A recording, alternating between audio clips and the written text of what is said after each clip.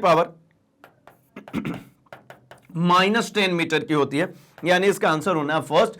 कहां यूज होती है तो आपको पता भी है, ये हड्डियों के टूटने पर एक्सरे करके वो कहां पे हड्डियों में ब्रेकेज है उसका पता कर पाते हैं हम।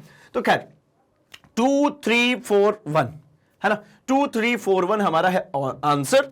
Let's cross verify. 2 3 4 1 दिख रहा है, बिल्कुल दिख रहा है, देखिए b is the correct one. कोई सा भी पकड़ करके हम आंसर कर सकते हैं। बहुत सारे पीएनसीज यहां पे बनते हैं, तो ऐसा जरूरी नहीं होता कि भैया पूरा रटा करके जा रहे हैं, क्योंकि जैसे फिजिक्स की बारी आती है और हम बायो होते हैं तो हम पहले ही रटने के भरोसे में अरे भैया बिल्कुल नहीं, बहुत आसान से क्वेश्चंस आते हैं, सीधे एनसीईआरटी से क्वेश्चन आते हैं। आगे बढ़ता हूं, मैं इसको क्रॉस वेरीफाई भी कर लेता हूं, b is the correct one. Over to next question, अगले सवाल की तरफ बढ़ते हैं हम जरा। 1 मीटर भुजा एवं 1 ओम प्रतिरोध वाला एक वर्गाकार घेरा, ठीक है, भुजा 1 मीटर है और 1 ओम उसका प्रतिरोध है, एक वर्गाकार घेरा है, 0.5 टेस्ला वाले चुंबकीय क्षेत्र में रखा गया। यदि घेरे का तल चुंबकीय क्षेत्र की दिशा के लंबवत है तो घेरे से गुजरने वाले चुंबकीय फ्लक्स का मान, ये देखिए ना, जो मैग्नेटिक फ्लक्स होता है उसकी डेफिनेशन है सीधे, क्या होता है भाई, number of field lines passing perpendicular to any cross sectional area, मतलब चुंबकीय बल रेखाओं की संख्या जो कि किसी पृष्ठ के लंबवत गुजरती है।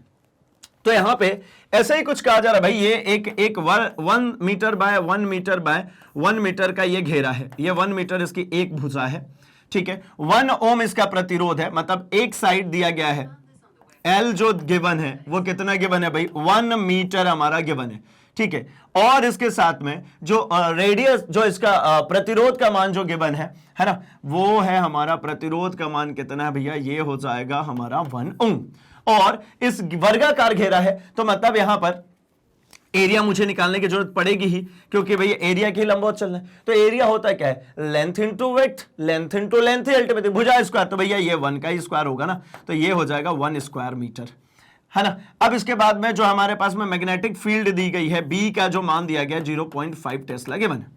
फ्लक्स क्या होता है, फाई जो होता है ये होता क्या है, तो ये होता है भैया बी ए, ठीक है, क्या होता है बी इंटू ए।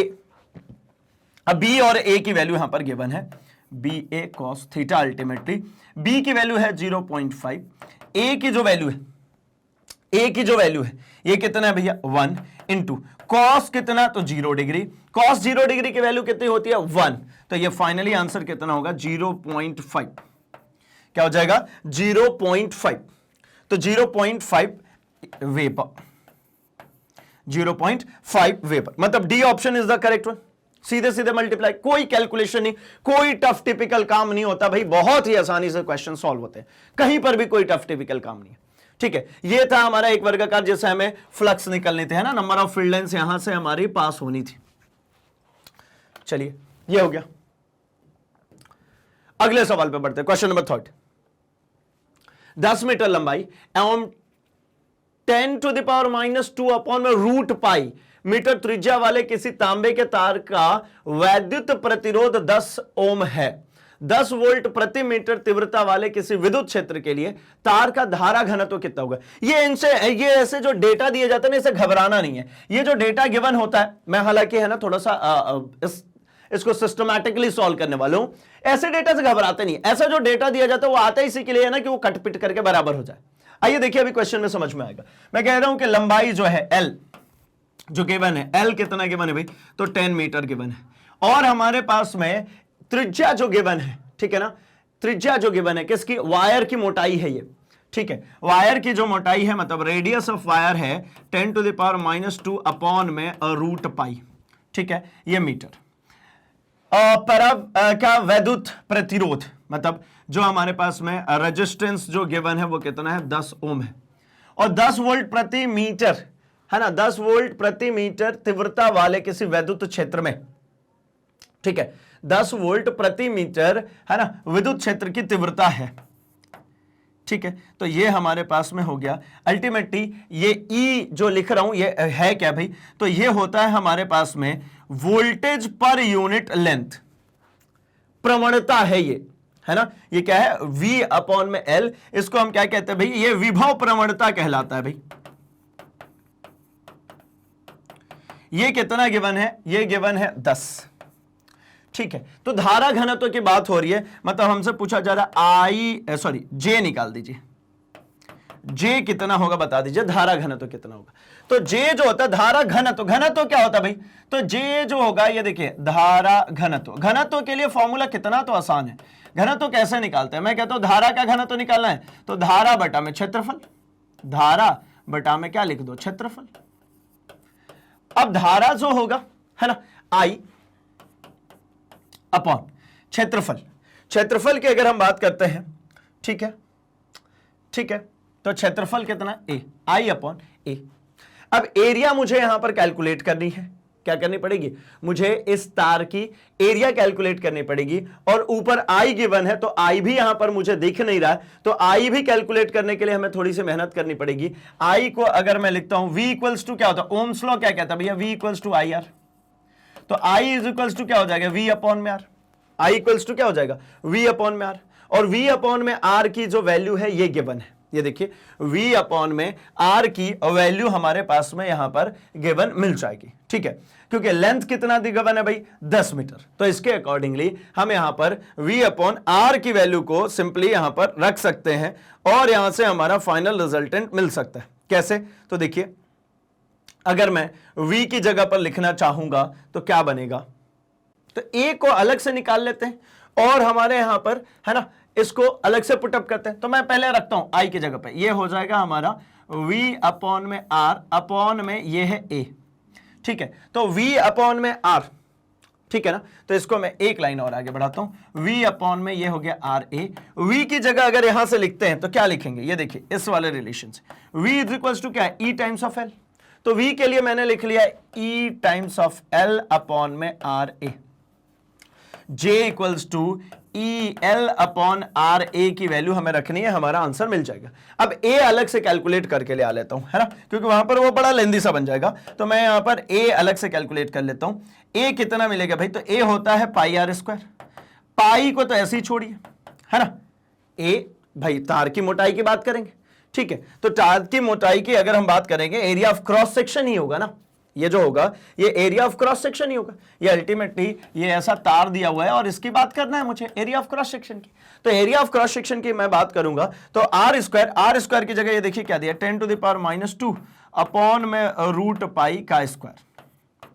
अगर इसको सॉल्व करेंगे तो pi into 10⁻⁻2 minus of 4 upon में पाई, ये पाई से पाई कैंसिल हुआ 10⁻⁻4। अब रखिए सब कुछ, तो देखिए ई की वैल्यू कितनी है भाई, तो ई की वैल्यू सीधे सीधे 10 गिवन है, एल की वैल्यू तो एल की भी वैल्यू 10 गिवन है, आर की वैल्यू रेजिस्टेंस भी 10 गिवन है, और इसकी वैल्यू करेंगे तो 10⁻⁻4 है, एरिया 10⁻⁻4 है, ठीक है, तो मुझे यहां पर क्या देखने लग गया, इस 10 से ये 10 कट जाएगा, ये 10 गुणे ये 10 की पावर -4 ऊपर जाएगा 10 की पावर +4, मतलब 10 की पावर कितना हो जाएगा 5 हो जाएगा, है ना, और यूनिट क्या बनती है इसकी भाई, तो ऊपर है धारा नीचे है एरिया, मतलब एम्पियर पर square metre, 10⁻ j is equals to 10⁵ ampere पर स्क्वायर मीटर, खत्म।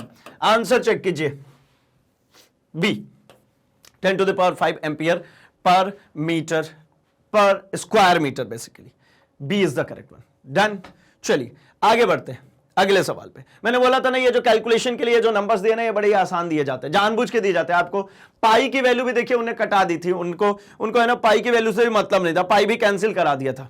और ये नंबर क्या कोई नंबर होता है 10 काटने के लिए, बच्चों वाला खेल। चलो भैया आगे बढ़ते हैं अगले सवाल पे। फोर्थ क्वेश्चन कह रहे हैं एक पतली एक समान डिस्क के केंद्र से गुजरने वाली अक्ष एवं इसके तल के लंबवत अक्ष के परितः, ठीक है ना, तल से जो लंबवत अक्ष है उसके परितः घूर्णन की त्रिज्या का इस डिस्क के व्यास के परितः घूर्णन के डिस्क के त्रिज्या का अनुपात बताना है। ठीक है, तो देखिए एक तो लंबवत अक्ष के परितः घूर्णन त्रिज्या और डिस्क के व्यास के परितः घूर्णन त्रिज्या का अनुपात बताना है। ठीक है ना, तो मुझे पता है ये बात किसकी हो रही है, ये रेडियस ऑफ गायरेशन की बात हो रही है सीधे सीधे। ठीक है, घूर्णी त्रिज्या की बात हो रही है। ठीक, जब हमें दिख जाता है कि भैया गुजरने वाली अक्ष के तल के लंबवत घूर्णन अक्ष की त्रिज्या का मतलब ही क्या है, रेडियस ऑफ गायरेशन। इसके केस में रेडियस ऑफ गायरेशन को हम किससे निर्देशित करते हैं भाई, के से।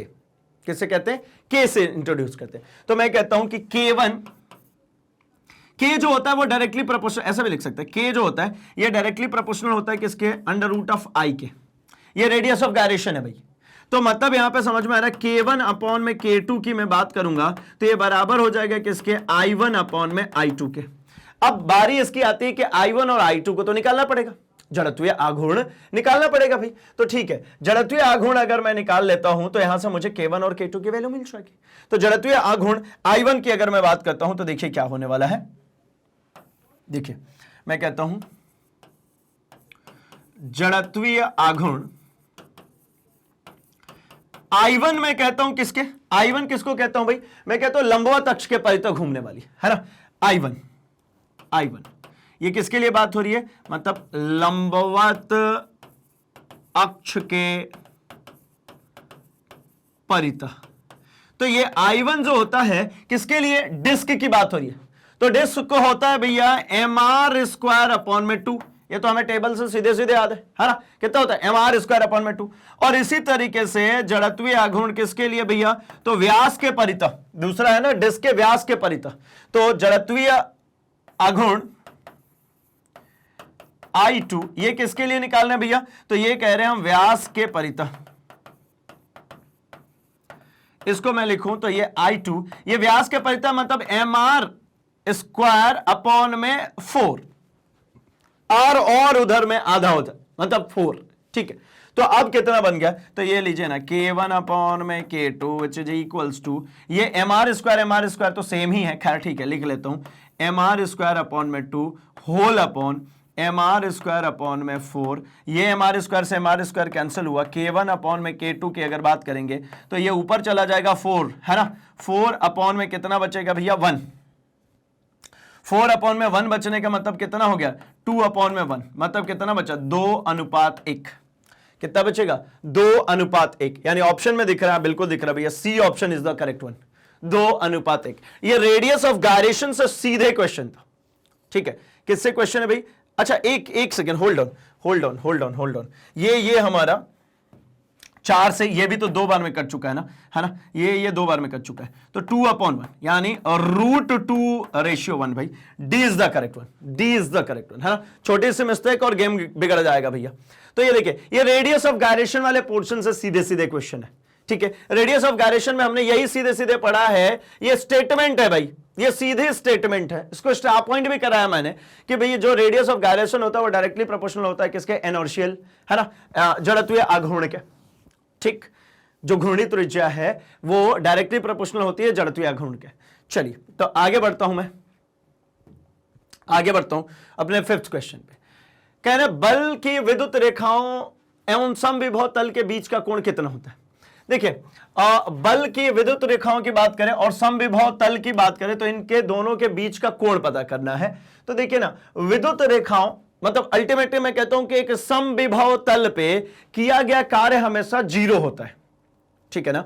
मैं अगर कहता हूं ऐसा, देखिए ना, वर्क डन अगर मैं लिखता हूं तो ये कितना होगा भाई, E.ds वेक्टर होता है। अगर इनको ओपन करते हैं तो E.ds cos थीटा होता है, ये W की वैल्यू होती है भैया, किया गया कार्य यही होता है। और हमें एक बात पता है ना कि समविभव पृष्ठ पर, समविभव तल पे, चूंकि देखिए ना ये स्टेटमेंट हमें बहुत पहले से याद है कि समविभव पृष्ठ पर किया गया कार्य जो होता है ये कितना होता है भैया, तो किया गया कार्य 0 होता है, कोई वर्क डन नहीं होता भाई। इक्विपोटेंशियल सरफेस में कोई वर्क डन नहीं होता, ठीक है। गुरुत्वीय पोटेंशियल के लिए भी ये वैलिड है स्टेटमेंट, और इलेक्ट्रिकल में भी अगर एक समान सतह पर ही चल रहे तो कोई वर्क डन नहीं। मतलब ये कह रहे हैं कि चूंकि W = 0 होता है किसके लिए, इक्विपोटेंशियल सरफेस के लिए, समविभव पृष्ठ के लिए। तो इसका मतलब है कि यहां पर 0 रख दीजिए, 0 = क्या लिखेंगे, EDS cos थीटा। तो मैं कहता हूं देखिए E और DS तो 0 हो नहीं सकता, क्योंकि भैया सरफेस 0 हुआ तो मतलब कुछ एग्जिस्ट ही नहीं कर रहा। सतह तो है ना, समविभव पृष्ठ है तो सतह है, उस पे चार्जेस हैं, आवेश हैं, तो उसके इलेक्ट्रिकल फील्ड भी निकल रही है। मतलब एक ही बात समझ में आती है कि E never be equals to E, यहां पर 0 नहीं है, DS भी यहां पर 0 नहीं है, अर्थात cos थीटा = 0 डिग्री है। अब cos थीटा = 0 है, तो cos 0 कब बनेगा, तो cos थीटा = cos 90 डिग्री, यानी क्या मिला, थीटा = कितना मिल जाएगा, 90 डिग्री, यानी 90 डिग्री पे ये दोनों होंगे। तो आंसर दिख रहा होगा ऑप्शन नंबर ए, 90 डिग्री पर होगा भाई E और DS दोनों एक दूसरे से 90 डिग्री पर होने वाले। चलेगा, चलिए क्रॉस वेरीफाई करते हैं, सही बात है। अगले सवाल की तरफ, समतलीय कोण एवं घन कोण में होता है ना कोई मात्रक ना कोई विमा, मात्रक एवं विमा दोनों, मात्रक पर कोई विमा नहीं और विमा लेकिन कोई मात्रक नहीं। तो मेरे हिसाब से समतलीय कोण और घन कोण में अगर हम बात करें तो जैसे समतलीय कोण की मैं सिंपली बात करता हूं, देखिए समतलीय कोण का मतलब क्या होता है भैया, नॉर्मली थीटा जिसको आप कहते हैं। समतलीय कोण क्या होता है भैया, तो आर्क अपॉन रेडियस, ठीक है, चाप बटा में त्रिज्या। इसकी इकाई जो होती है, इसकी इकाई जो होती है इसको तो हम कहते हैं भैया रेडियन। तो मतलब इसमें क्या है, इसमें यूनिट तो है, चाप है ना, आर्क है, तो आर्क होने का मतलब क्या भैया, ये भी लेंथ है और नीचे त्रिज्या है, मतलब ये भी लेंथ है। मतलब इसका मतलब क्या मिला, m0 l0 t0। मतलब इसमें यूनिट तो है लेकिन इसकी कोई विमा नहीं है ना, मात्रक पर कोई विमा नहीं। आई थिंक ये सी जो है ये सही होना चाहिए, ठीक है ना। क्यों, क्योंकि भैया ये दोनों तरफ वही चीजें दिख रही, ठीक है। अब इसी तरीके से अगर हम बात करते हैं तो क्षेत्रफल बटा में, अगर मैं दूसरे की बात करता हूं किसकी, घन कोण की, तो घन कोण जो होता है इसको भी कर लेते हैं भाई, ऑप्शन तो मिल चुका है मुझे। ये होता है क्षेत्रफल बटा में त्रिज्या का स्क्वायर। तो क्षेत्रफल मतलब क्या मिल जाएगा भाई, क्षेत्रफल, इसकी इकाई की अगर हम बात करते हैं तो इसकी इकाई होती है स्टे रेडियन। इसकी इकाई तो हमें पता है स्टे रेडियन, लेकिन अगर क्षेत्रफल की डायमेंशन फार्मूला की अगर मैं बात करता हूं तो ये होता है L2। त्रिज्या की बात करेंगे तो त्रिज्या का स्क्वायर है, ये भी हो जाएगा L2। तो अगर ये L2 मतलब ये भी कितना हो गया, m0 l0 t0। मतलब ये यूनिट तो है पर विमा नहीं होती, यूनिट है पर विमा नहीं होती। तो ठीक है, option c is the correct one. अगले सवाल पे बढ़ता हूं, क्वेश्चन नंबर 7 में। एक समान कोणीय त्वरण से घूम रही किसी फिरकी, मतलब फ्लाईव्हील की बात कर रहे हैं, का कोणीय चाल 60 सेकेंड में 1200 आरपीएम, ठीक है, प्रति मिनट से 3120 आरपीएम हो जाती है। तो यहां पर कोणीय त्वरण का जो मान है रेडियन प्रति सेकंड में ज्ञात करना है। कोणीय त्वरण का मान रेडियन प्रति सेकंड में। तो मतलब एक पॉइंट है कि भाई मेरे को यहां पर जो गिवन है उन वैल्यूज की बात करता हूं, ठीक है। ये कोणीय चाल 16 सेकंड में बढ़ रही है, तो मतलब मेरे पास में दो चीजें गिवन है। एक तो गिवन है क्या, ओमेगा नॉट, और एक गिवन है वो है ओमेगा। ओमेगा नॉट का मतलब क्या होता है, तो ओमेगा नॉट का मतलब है भाई प्रारंभिक कोणीय वेग, और दूसरा जो है ये है हमारी कोणीय वेग, है ना, मतलब अंतिम कोणीय वेग। तो यहां पर जो वैल्यूज गिवन है उसके अकॉर्डिंगली मैं अगर ओमेगा और ओमेगा नॉट की बात कर लूं तो सिंपली क्या हो जाएगा भाई, मुझे यहां पर 2 पाई रेडियन से इसको कर देना होगा क्या, 2 पाई रेडियन से इसमें ओमेगा नॉट बनाने के लिए मुझे इसको 2 पाई रेडियन का अगर मैं गुणा कर देता हूं तो 2 पाई रेडियन, क्योंकि देखिए रेडियन प्रति मिनट, तो 2 पाई इंटू 1200, अब प्रति मिनट है तो इसको 60 से डिवाइड भी कर दूंगा लगे हाथ, ठीक है ना। तो ये क्या हो गया, ये 0 से 0 खत्म, और 6 से अगर मैं इसको काटता हूं तो 6 दूनी 12 मतलब 20, 20 दूनी 40 पाई, ये मेरे को मिल जाएगा, है ना। 60 से अगर मैं कैंसिल करता हूं तो कितना, 60 से 20 बार में कैंसिल हो। उसी तरीके से ओमेगा की बात करिए तो ये गिवन है, ये भी 2 पाई इंटू 3120 बटा में कितना, 60, ठीक है। अगर मैं इसको भी काटता हूं तो ये 0 से 0 तो कट गया, 6 से इसको काटिए, 6 पंजे 30, 1 12, 6 दूनी 12, 52, 52 दूनी कितना होता है भैया, तो 50 दूनी 100, 104 पाई मेरे को ओमेगा की वैल्यू गिवन है। और मेरे को समय गिवन है भाई, टाइम मेरे को गिवन है कितना, 16 सेकंड। कितना गिवन है, 16 सेकंड। तो मेरे से क्या मांगा जा रहा है, मेरे से मांगा जा रहा है एसिलरेशन बता दीजिए। तो एसिलरेशन भी, टाइम भी, ओमेगा नॉट है, ये सब कुछ गिवन है। तो कौन से इक्वेशन में, चलो फर्स्ट इक्वेशन, तो देखिए प्रथम समीकरण से, कोणीय वेग के प्रथम समीकरण से, है ना। कोणीय वेग का प्रथम समीकरण क्या कहता है भैया, omega equals to omega not plus alpha t, ये वही है ना, v equals to u plus a t जैसा। तो ओमेगा की वैल्यू मेरे को यहां से अल्फा चाहिए, मतलब omega minus omega naught upon में t इज इक्वल्स टू होने वाला है अल्फा। तो ओमेगा की वैल्यू है 104 माइनस ये ओमेगा नॉट कितना भैया 40, ऐसा 104 पाई भी लिखना पड़ेगा, पाई माइनस 40 पाई बटा में टी कितना भैया 16 सेकेंड, तो ये लगा लो भैया 16, ये हमारा अल्फा। चलिए इसको यहीं कहीं हम सॉल्व करके निपटा देते हैं। तो इसको सॉल्व करने पे मेरे को 104 में से 40 माइनस कर देंगे, है ना, 60 और 4 64, ठीक है। तो ये 64 बच जाएगा, 64 पाई बटा में 16 इज इक्वल्स टू अल्फा, 16 चौके 64, मतलब कितना 4 पाई। लो भैया 4 पाई बच गई, है ना। चलो बढ़िया, बिछाओ और आराम कर लो। ये लो भैया डी हो गया 4 पाई, आखिरी वाला। लेट्स क्रॉस वेरीफाई, बिल्कुल सही है। कितना सड़ा सा क्वेश्चन है भैया, है ना, कुछ भी मतलब डेटा इन्फर करने की भी जरूरत नहीं, सीधा दिया हुआ, सीधा। चलो आगे बढ़ते भैया, क्वेश्चन नंबर 8 की तरफ बढ़ते हैं। 100 ओम एवं 200 ओम प्रतिरोध वाले दो प्रतिरोध विद्युत परिपथ में पार्श्व क्रम में जुड़े हैं, है ना, पैरेलल कॉम्बिनेशन में। कैलकुलेशन के लिए तो देख रहे क्या 200 100 यार भाई, मतलब कैलकुलेट होगा, सीधे आंसर कट पिट करके मिलने वाला, कोई डेसिमल वेसिमल कुछ नहीं। किसी नियत समय में 100 ओम वाले प्रतिरोध से उत्पन्न उष्मीय ऊर्जा का 200 ओम वाले उत्पन्न उष्मीय ऊर्जा का अनुपात क्या होगा। भैया ऐसा कह रहे हैं, ये देखो, इसको जोड़ो पैरेलल कॉम्बिनेशन में, ये लगाया भैया पैरेलल में, ये लगे ऊपर नीचे, ये लो भैया 100 ओम, ये लो भैया 200 ओम, और इन दोनों में पैरेलल कॉम्बिनेशन में मुझे एक बात पता है, मुझे ऊष्मा की बात कर रहे हैं, मतलब हीट की बात हो रही है। तो हीट के लिए हमारे पास में फॉर्मूला तो कई सारा है, हीट होता ही क्या है, पावर इनटू टाइम। अब चूंकि मुझे पैरेलल कॉम्बिनेशन में दी गई है, तो पैरेलल कॉम्बिनेशन में मुझे रिलेशन निकालना है, क्योंकि देखिए टाइम समान है, ठीक है ना, टाइम समान है।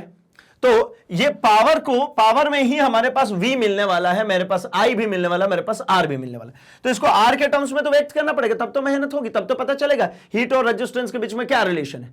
तो भैया देखिए, मैं ये कंफ्यूजन बहुत सारे लोगों को रहता है। अगर इसको लिख सकता हूं ये भी, और मैं ये फॉर्मूला भी लिख सकता हूं, क्या भाई, तो ये H इक्वल्स टू ये हमारा V P जो गिवन है, मतलब V² अपॉन RT, ये दोनों ही फॉर्मूले चलेंगे, क्या दिक्कत है। फर्स्ट भी ठीक है, दूसरा भी ठीक है, लेकिन बात ध्यान रखेंगे, जब पैरेलल कॉम्बिनेशन की बात होगी, मुझे हीट और रेजिस्टेंस के बीच में रिलेशन निकालना भैया, हीट और यहां पर गिवन रेजिस्टेंस है, इनके बीच में रिलेशन निकालना है। तो पहला वाले को तो मैं नेग्लेक्ट करूंगा, क्यों, क्योंकि करंट जो होता है पैरेलल में बंट जाता है, इसमें कम करंट जाएगा 200 वाले में से, 100 वाले में से ज्यादा करंट जाएगा, तो ये तो कहानी खत्म हो गई, ये खत्म हो गई, इसको उड़ा दो।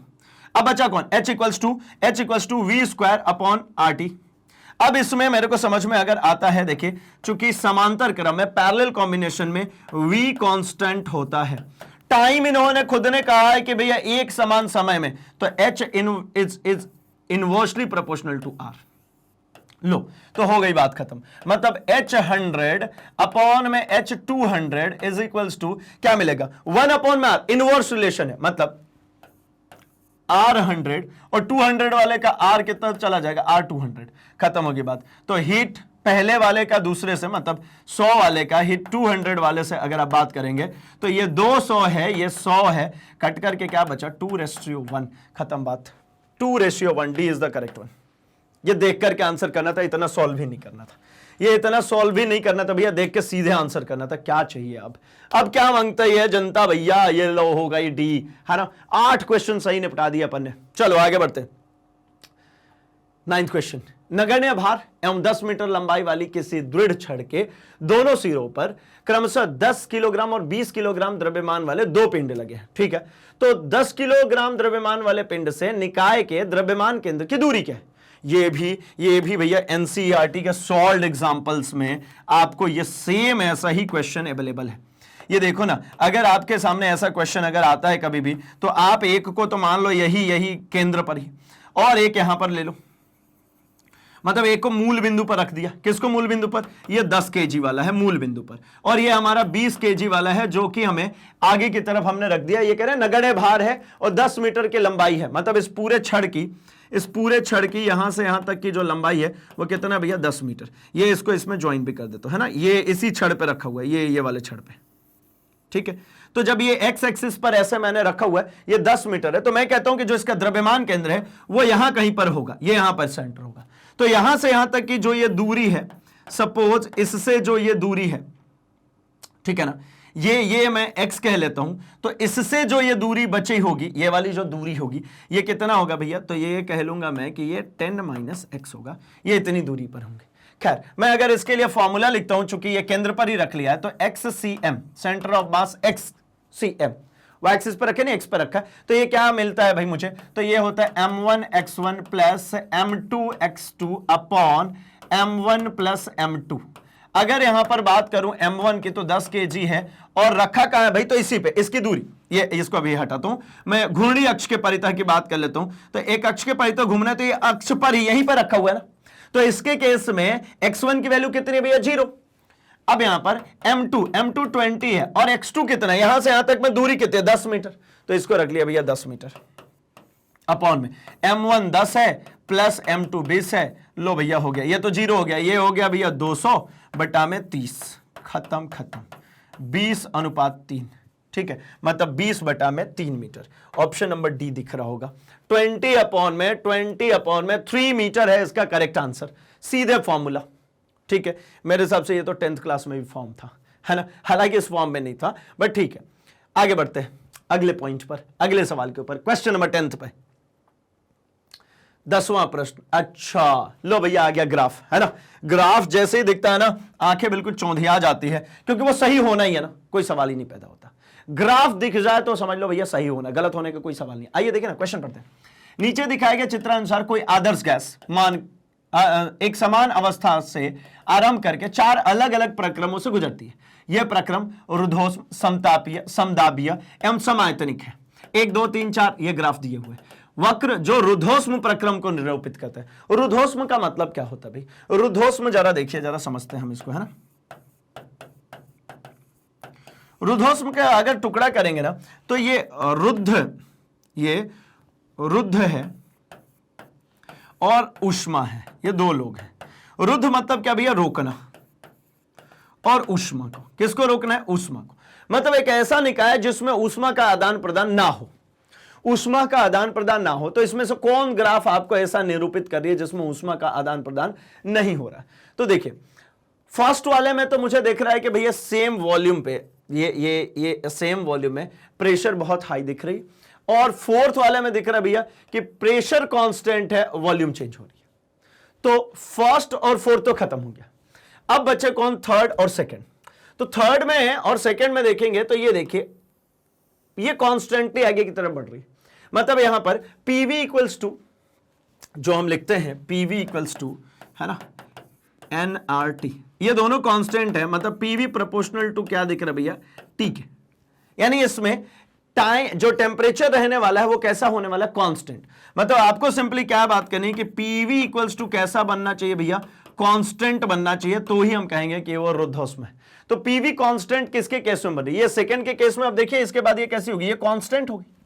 तो मतलब आंसर कौन सा होने वाला है, इसका भी आंसर होने वाला डी, सेकंड वाला जो ग्राफ है ये सही है, ठीक है। चलिए आगे बढ़ते हैं क्वेश्चन नंबर 11 के ऊपर।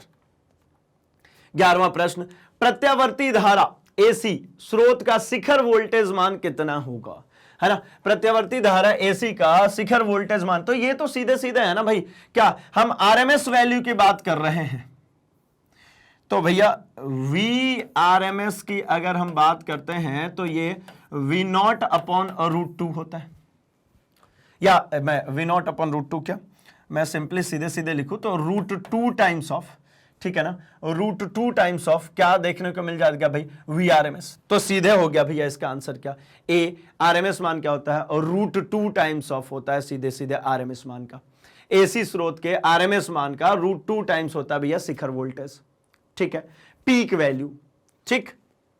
चलिए तो जो पीक वैल्यू है ना, वो √2 टाइम्स आपको देखने को मिल जाएगी। आगे बढ़ते हैं 12th क्वेश्चन पे। 100 किलोवाट वाले ट्रांसमीटर, मतलब प्रेषक यंत्र है जो भेज रहा है सिग्नल्स को, द्वारा आदर्श रूप से 1 घंटे में उत्सर्जित की गई ऊर्जा का कितना मान है। मतलब 100 किलोवाट ट्रांसमीटर है अपने पास, प्रेषक यंत्र है बेसिकली, इससे 1 घंटे में उत्सर्जित की गई ऊर्जा का मान हमें ज्ञात करना है। तो यहां पर हमारे पास में जो पावर दी गई है, मतलब जो शक्ति हमारे पास में गिवन है, पावर है भैया हमारे पास 100 किलोवाट। अगर मैं इसको लिखूं तो ये कितना हो जाएगा भाई, 100 इंटू 1000 वाट।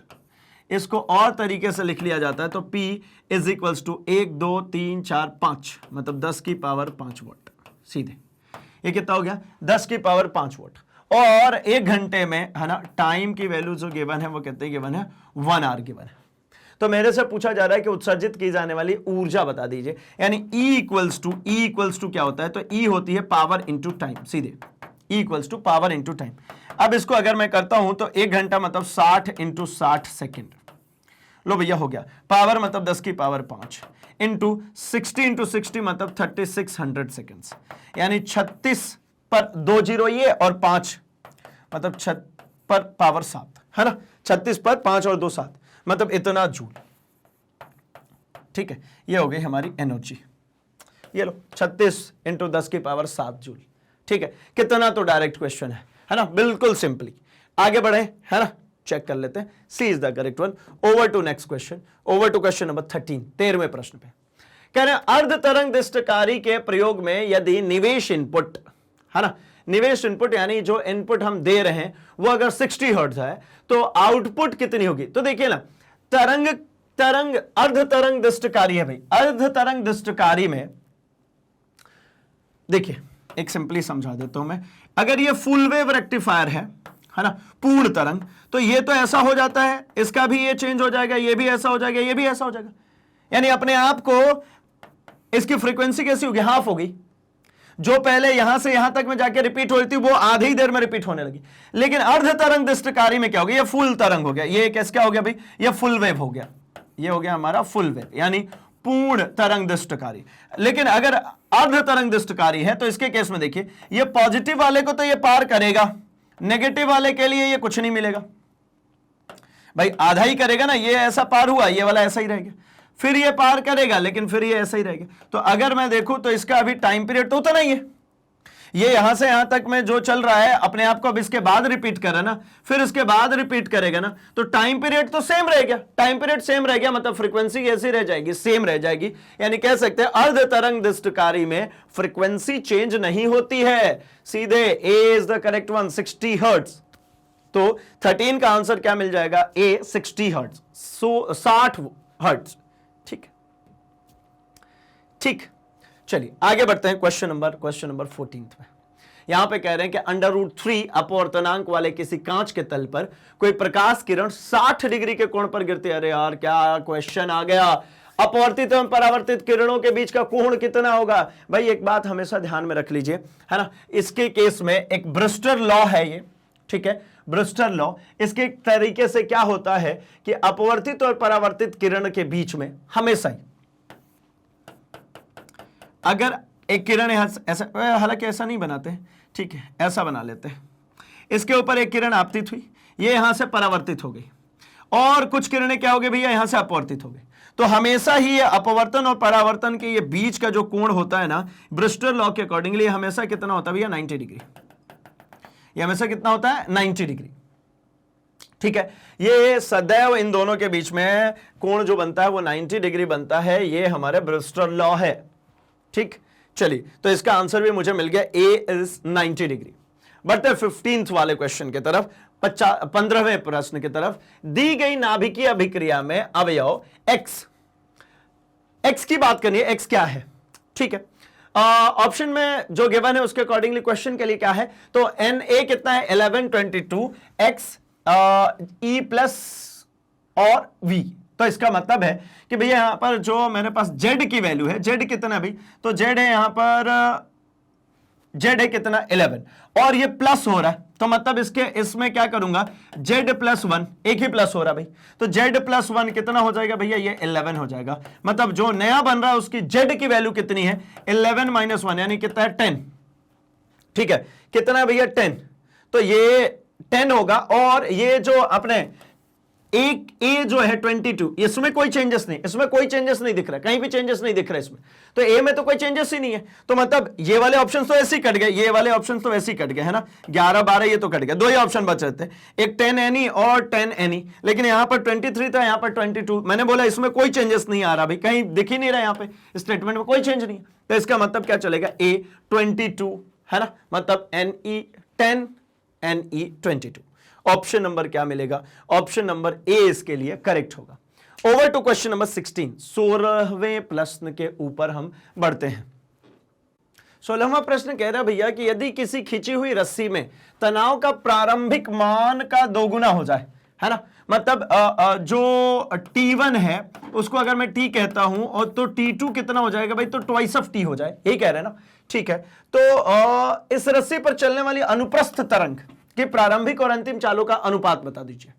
ठीक है, तो जो वेलोसिटी जो होती है, देखिए जो प्रारंभिक और अंतिम की बात करें तो वेलोसिटी की हम बात करें, वेलोसिटी जो होती है डायरेक्टली प्रोपोर्शनल होती है किसके, T के, अंडर रूट ऑफ T के। तो मतलब यहां से ये समझ में आ गया मुझे कि V1 अपॉन V2 अगर मैं करता हूं तो ये क्या लिखूंगा, ये हो जाएगा ना under root of T1 upon में T2। अगर मैं T1 और T2 की बात करता हूं तो T1 तो भैया T है और T2 कितना है, ट्वाइस ऑफ T है। तो क्या मिलेगा, V1 अपॉन में V2, V1 अपॉन में V2 which is equals to, ये T1 तो खत्म, 1 अपॉन रूट 2। तो क्या मिल गया भैया, 1 अपॉन रूट 2, यानी V1 V2 कितना हो जाएगा, 1/√2। ऑप्शन नंबर ए, ऑप्शन नंबर ए सीधे सिंपल सा आंसर, पहला वाला सही है बाबा। चले बढ़ते हैं अपने अगले सवाल पे, सवाल नंबर 17 कह रहे स्वच्छंद रूप से गिरते हुए किसी पिंड द्वारा पहले, दूसरे एवं तीसरे एवं चौथे सेकंड में तय की गई दूरियों का अनुपात ज्ञात कीजिए। ठीक है, स्वच्छंद रूप से गिर रही है। ठीक है, अगर कोई ऑब्जेक्ट फ्री फॉल कर रहा है, फ्रीली ऑब्जेक्ट को मैंने छोड़ा और ये नीचे की तरफ गिरे चले जा रहा है, तो इसके द्वारा जो तय की जाएगी दूरियां, है ना, उसके लिए हमें निकालनी है इक्वेशन। तो होती कितनी है भैया, देखिए स्वच्छंद रूप से गिरती हुई पिंड के लिए, ठीक है, सामान्य इक्वेशन कह लेते है ना, सामान्य समीकरण। अगर सेकेंड इक्वेशन को जनरलाइज करूंगा तो Sn इज इक्वल्स टू होगा ये u plus half of g, ठीक है, u plus half of g 2n minus 1। ठीक है, ये क्या होता है भैया, जनरल फॉर्मूला होती है ये हमारी। ठीक, अब क्या करना है आपको यहां पे कह रहे हैं कि पहले, दूसरे, तीसरे और चौथे सेकंड में। तो पहले सेकंड के लिए मतलब आपको निकालना है S1, तो क्या करेंगे, u प्लस 1/2, ठीक है, 1/2 g 2n minus 1, 2n minus 1 मतलब कितना, 2, n की जगह पे कितना रखना, 1 माइनस 1। ठीक है, और ये जो u है ना, अगर हम u की भी बात करते चले तो u जो प्रारंभ में क्या है भाई, स्वच्छंद रूप से गिरते, तो मैं कहता हूं प्रारंभिक वेग जो है इसकी 0 है, तो इसको भी उड़ा देता हूं मैं, इसको कर देता हूं 0। तो ये अल्टीमेटली कितनी मिलने वाली है, या तो शुरू करिए ना, यहीं पे कर देता हूं Sn इक्वल्स टू, ठीक, u की वैल्यू कितनी कर दी मैंने, 0। ठीक है, तो ये हो गया हमारा S1 equals to 0 plus 1/2 times of g 2 into 1 minus 1, मतलब कितना मिलेगा, 1/2, 2 में से 1 गया 1, मतलब कितना, हाफ ऑफ g, मतलब g अपॉन में 2। अब यहां से चलिए, यहां से तो अभी पकड़ में नहीं आएगा, और एक निकालते हैं, S2 की वैल्यू निकाल लेते हैं। ठीक है, किसकी वैल्यू निकालें, S2 की वैल्यू। तो S2 की जब हम वैल्यू निकालेंगे तो फॉर्मूला तो ये होगा u plus half of g 2n minus 1। तो रखता हूं मैं जरा, देखिए तो u, ठीक है, u जो है प्लस 1/2, g की वैल्यू कितनी भैया, तो g को तो g ही छोड़िए ना, 2 इंटू 2 माइनस 1, मतलब ये कितना बन जाएगा, अच्छा इसको भी 0 करो ना। ठीक, तो ये तो खत्म ही है, तो ये कितना मिलेगा, 2 2 जा 4 माइनस 1, 2 2 जा 4 माइनस 1, मतलब कितना, 3/2, मतलब 3g/2। ठीक है, 3g/2, मेरे हिसाब से मेरे को तो आंसर मिल गया, है ना। 17th का अगर मैं क्रॉस वेरीफाई कर लूं तो देखो भैया मेरे को आंसर मिल चुका है ए। मैं बाकी का निकालूंगा नहीं तब भी मिल गया।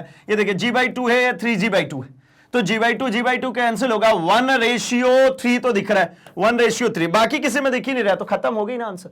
चाहे तो कर लीजिए, S3 अगर निकालेंगे तो ये तो 0 ही होने वाला, तो half of g 2 into 3 minus 1, 3 दूनी 6, 5, 5/2 टाइम्स ऑफ g। और ऐसे ही 4 की अगर आप बात करेंगे तो 4 के लिए भी आप काम करिए, तो 1/2 टाइम्स ऑफ g, ये हो जाएगा 2 गुणे 4, मतलब 4 दूनी 8 माइनस 1, 7/2g, यानी ये हो गया ए।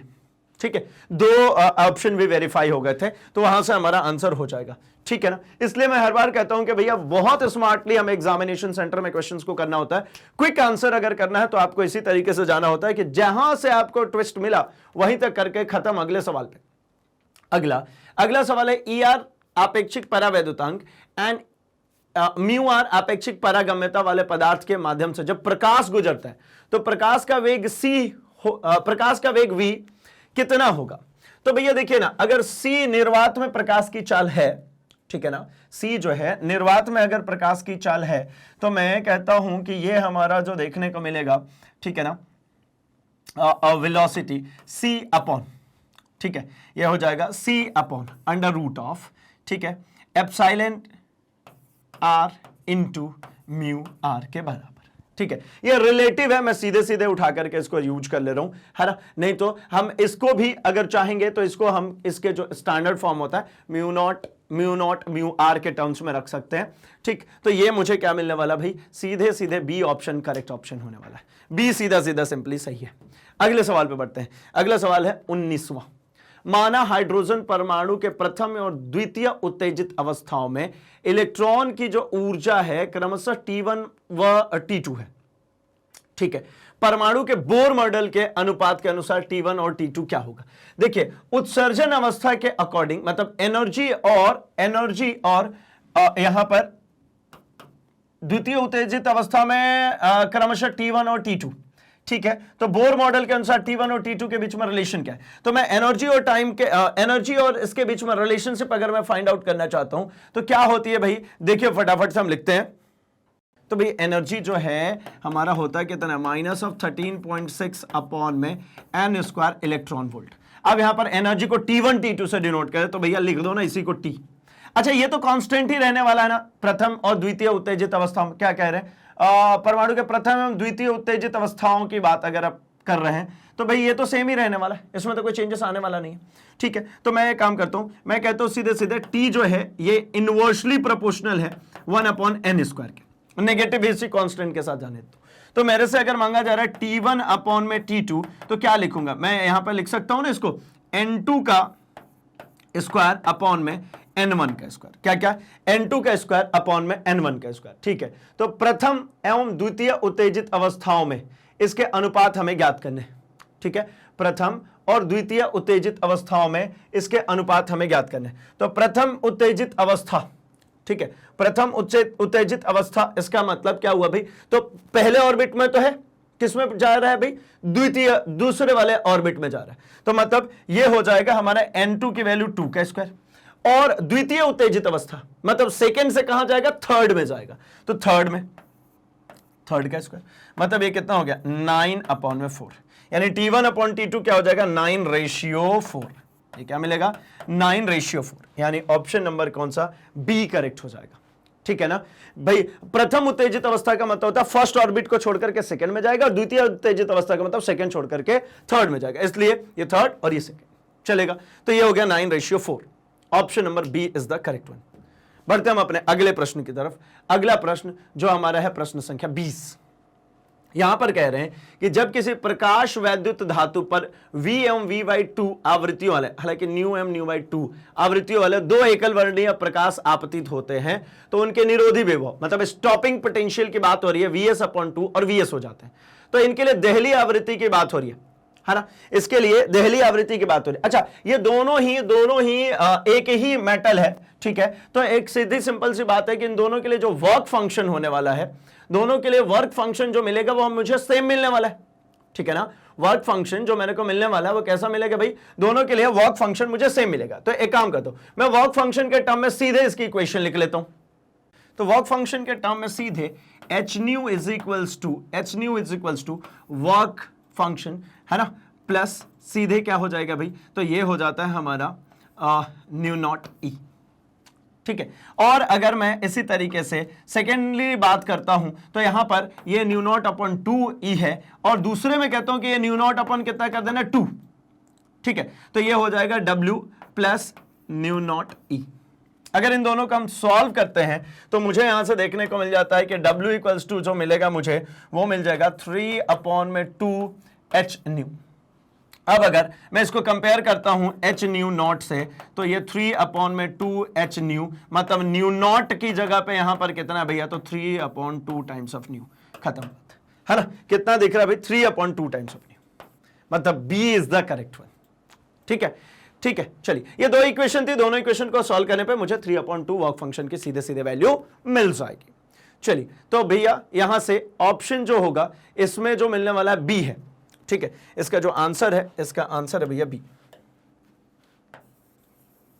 बी है, B is the correct one, ठीक है, 3/2 न्यू। अगले सवाल पे बढ़ते हैं, सवाल नंबर 21 पे, 21वें प्रश्न पे आते हैं। यहां कहना है कि m द्रव्यमान का गोला प्रारंभिक रूप से स्थिर अवस्था में रखा गया है, यह 3 भागों में विस्फोटित हो जाता है जिसके द्रव्यमानों का अनुपात 2:1 है। यदि समान द्रव्यमान वाले भाग एक दूसरे के लंबवत दिशा में v चाल से जाते हैं तो तीसरा जो हल्का भाग है उसकी चाल क्या होगी? अरे भैया ये बड़ा ही सिंपल सा सवाल है, और ये वो क्वेश्चन है जो कि है ना हमारे नीट में बहुत बार रिपीट हुआ, बहुत बार रिपीट हुआ है ना। पिछले 10-12 सालों की अगर अपन बात करते हैं तो 3-4 बार से ज्यादा आ चुका है सवाल, ठीक है।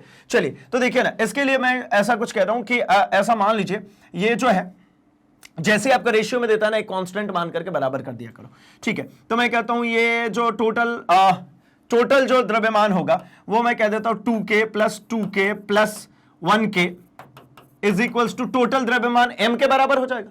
मतलब k की वैल्यू अगर निकालते हैं तो कितना है, 5k is equals to m, मतलब k कितना है तो 0.2 टाइम्स ऑफ m हो जाएगा।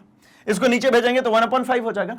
इसका अगला वर्जन k इक्वल्स टू कितना हो गया, 1/5 टाइम्स ऑफ हो गया m, मतलब 0.2 टाइम्स ऑफ m है किसकी वैल्यू, ये वैल्यू है हमारे k की।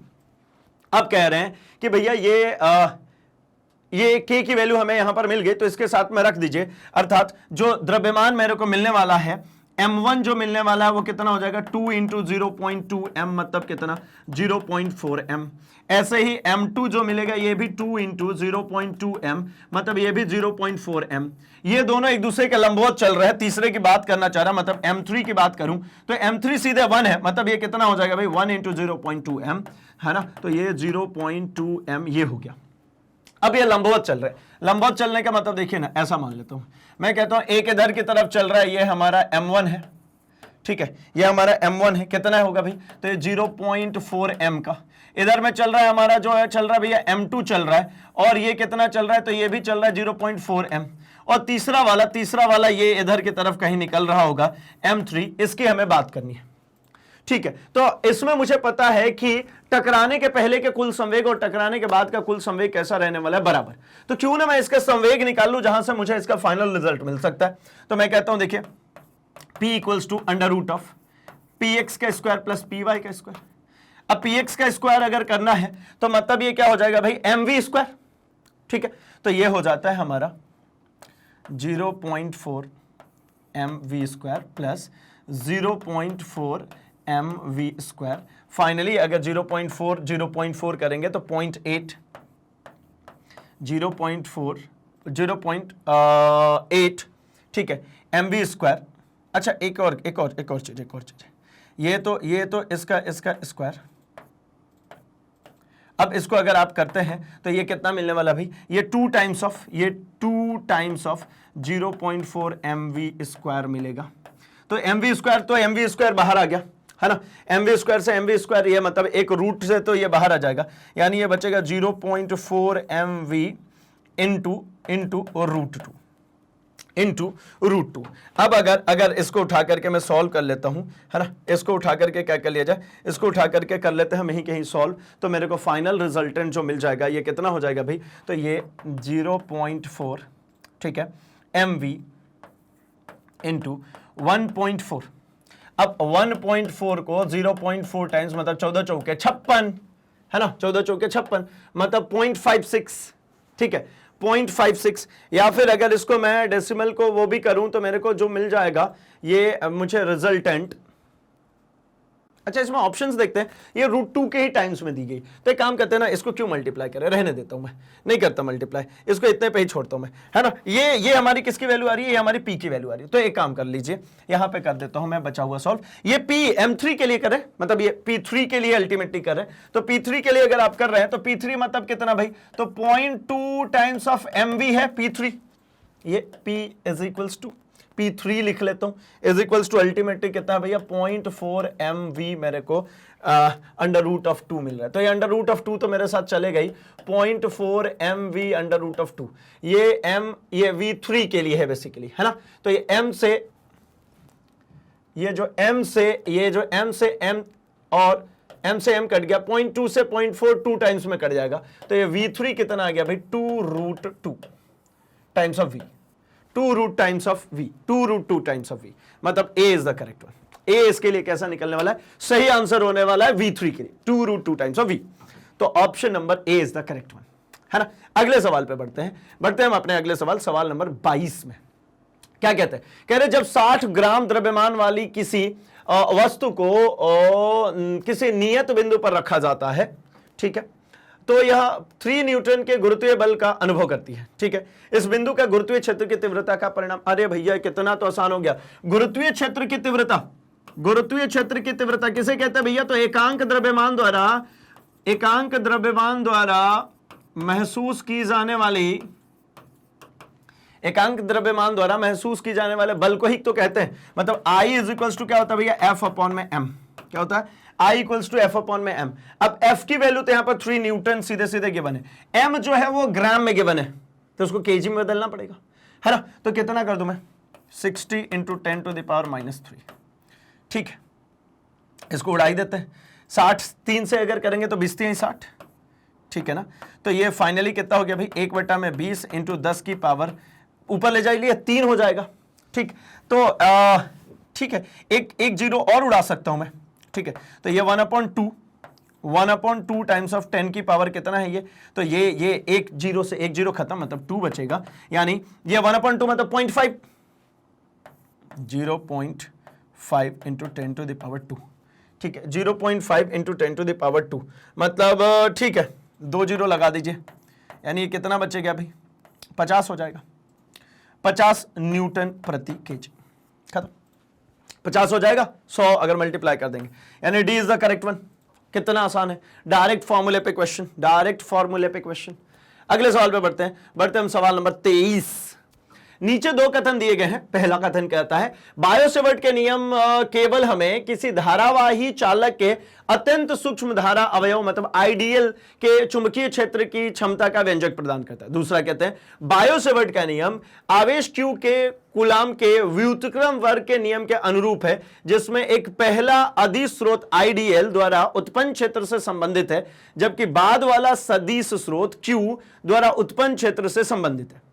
अच्छा, तो भाई यहां पर तो पॉइंट ये समझ में आ रहा है कि ये जो बायो-सेवर्ट जो लॉ होता है भैया आइडियल साइन थीटा अपॉन में आर स्क्वायर, ठीक है ना। तो इसका मतलब क्या हुआ कि कथन एक सिर्फ सही है, 2 गड़बड़ है भाई, ठीक है, क्योंकि ये जो बायो-सेवर्ट लॉ होता है ये क्या होता है भाई, DB equals to I dl sine theta mu not upon 4 pi या 10 टू द पावर 7 डायरेक्टली लिखता हूं मैं, ये क्या होता है आइडियल, ठीक है, क्रॉस आर अपॉन में 4 पाई आर स्क्वायर, ठीक है, या I dl sine theta upon R square. यहां पे इन दोनों की अगर हम बात करते हैं तो ये दोनों वेक्टर फॉर्म में होते हैं। तो ये हमारा पहला वाला है कि भैया ये डीएल के लिए, एक डीएल के लिए है ना, हमें चुंबकीय क्षेत्र को बताता है, एक छोटे से अल्प लेंथ डीएल के लिए। ऐसा एक छोटी सी लेंथ यहां पर डीएल होगी, इसकी वजह से यहां कहीं पर पी पॉइंट पर यह चुंबकीय क्षेत्र की तीव्रता को बता सकता है, ठीक है।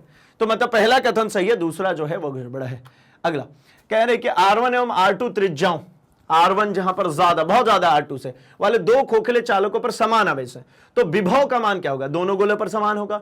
गोले के पदार्थ की विशेषताओं पर निर्भर करेगा, बड़े गोले पर ज्यादा, बड़े गोले पर ज्यादा और छोटे गोले पर ज्यादा है भैया, तो ठीक है ना। इसके लिए हम इसको सॉल्व ही कर लेते हैं। क्या होता है भैया, V होता है, आपको पता है KQ अपॉन में R स्क्वायर, यहां पे कैपिटल R दिया है तो कैपिटल R रख लेता हूं, KQ अपॉन में R स्क्वायर। अब कह रहे हैं कि समान आवेश है, मतलब K और Q तो कांस्टेंट थे ही, यानी यहां पर V जो है वो इनवर्सली प्रोपोर्शनल है किसके, R स्क्वायर के, ठीक है। अच्छा नहीं, गड़बड़ है, बिल्कुल गड़बड़ है, KQ बाई R भाई।